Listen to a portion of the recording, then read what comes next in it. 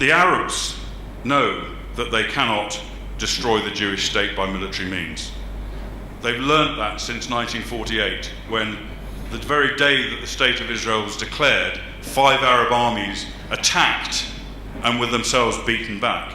And ever since then, Arab countries have attempted to destroy Israel through military force, and they failed on every single occasion.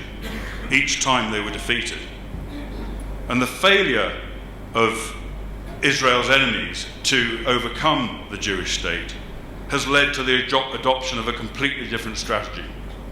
And that strategy does not, the core of the strategy is not to fire rockets, to carry out terrorist attacks, to carry out stabbings in the streets of Jerusalem.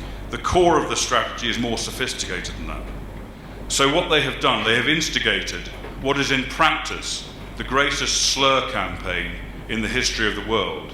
The longest slur campaign and the most effective slur campaign, which has so many people believing the distortions and the propaganda that are directed by world media, human rights groups, the United Nations, universities, and some governments against the State of Israel. I'll just give you a couple of examples of that slur campaign, which is all pervasive. And one example is the United Nations Human Rights Council. You saw some footage there of me talking to the UN Human Rights Council.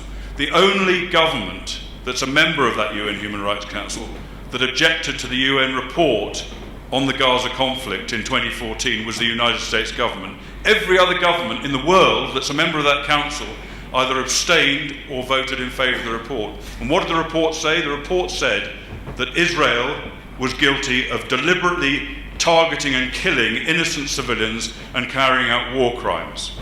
Yes, they criticised Hamas, and they suggested that some of Hamas's activity might have been illegal, but they then justified why Hamas did that.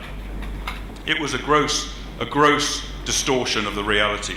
I was in Israel last summer, the summer just gone, with 13 generals from armies around the world, including Australia, India, France, Germany, Italy, and the UK.